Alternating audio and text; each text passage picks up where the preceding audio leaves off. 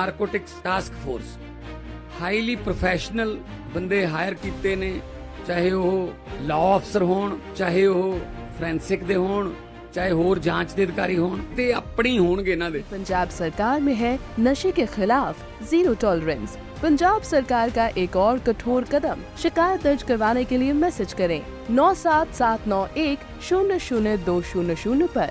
नशे के खिलाफ हमारा साथ दें।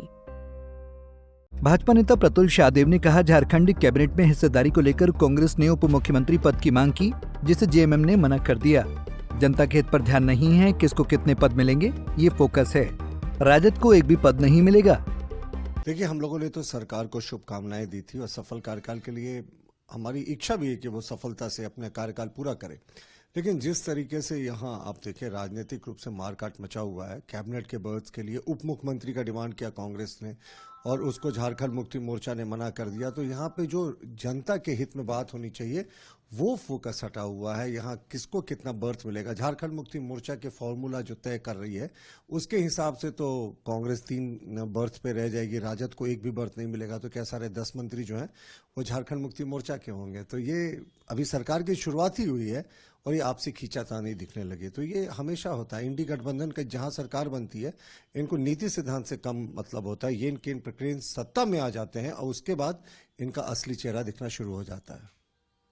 मतलब आप ये कह रहे हैं कि खबर भले बाहर नहीं आ रही है लेकिन अंदर भयंकर मनमुटाव चल रहा है मिनिस्ट्री ऑफ पोस्ट को लेकर। देखिए, बिल्कुल कांग्रेस के बड़े नेता हैं सुबोध कांत सहाय, केंद्रीय मंत्री भी रहे हैं। उन्होंने स्पष्ट तौर पर कहा था कि भाई हमें जो है उप मुख्यमंत्री का पद देना चाहिए। झारखंड मुक्ति मोर्चा ने इससे इनकार किया और उसके बाद खबरें आई कि मुख्यमंत्री जी 11 मंत्रियों के साथ शपथ लेंगे। इस पे सबों ने हामी भरी, लेकिन अचानक मुख्यमंत्री अकेले शपथ लेते हैं। तो कहीं ना कहीं तो कुछ गड़बड़ है और ये तो पूरी सरकार को बड़ा मैंडेट मिला है। तो फिर इसमें क्या चीज़ है, क्या चीज़ का प्रॉब्लम है? बस प्रॉब्लम यही है कि जिस सबको लगता है कि किसकी कितनी ज़्यादा हिस्सेदारी हो कैबिनेट में। मुझे लगता है इस सरकार ने सबक नहीं लिया है अपनी पिछली गलतियों से। 5 वर्ष जनता ने इनको फिर से मैंडेट दिया है। हालांकि पिछला 5 वर्ष इनका ऐसा बीता था जो झारखंड के लिए काला धब्बा ही था, लेकिन चलिए जनता का मैंडेट मिला तो हम भी सम्मान करते हैं। उम्मीद थी कि मुख्यमंत्री जी नई शुरुआत करेंगे, लेकिन ये होता दिख नहीं रहा। महाराष्ट्र चुनाव के बाद मल्लिकार्जुन खड़गे द्वारा दिए गए बयान पर प्रतुल शाह ने कहा कि खड़गे अपनी पार्टी का पुराना इतिहास नहीं देख रहे हैं। उन्होंने कभी क्षेत्रीय दलों को उभरने नहीं दिया, क्षेत्रीय नेतृत्व को उभरने नहीं दिया। एक ही परिवार के आसपास राजनीति बीते 60 वर्ष से टिकी रही। खड़गे जी हर चुनाव के बाद रिकॉर्डेड मैसेज बोलते हैं कि आत्मनिरीक्षण करना चाहिए।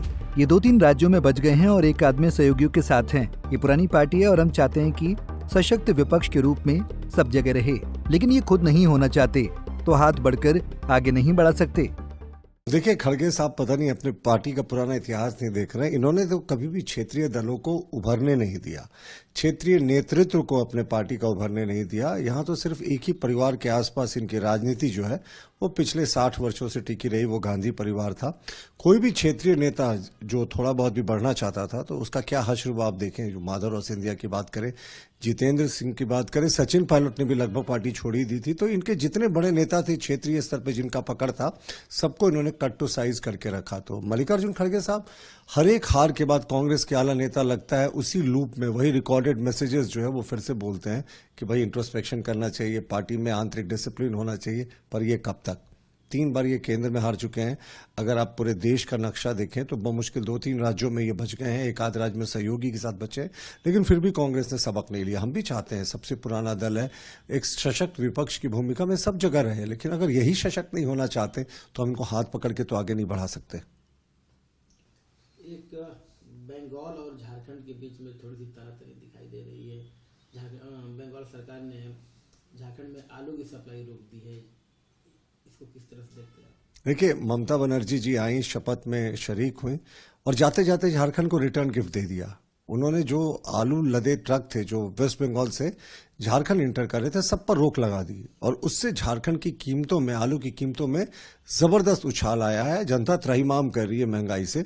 तो मुख्यमंत्री जी ने अभी तक इस पर कोई पहल नहीं की है। सिर्फ 2-3 दिनों के अंदर में आलू की कीमतों में 5 से 6 रुपए प्रति किलो का उछाल आया है।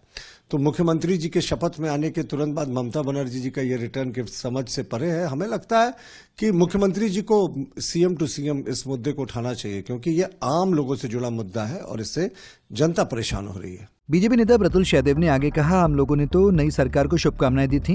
हमारी इच्छा भी है कि वो सफलता से कार्यकाल पूरा करें, लेकिन जिस तरह से राजनीतिक रूप से मारकाट मची हुई है। Bureau report, Punjab Kesari TV.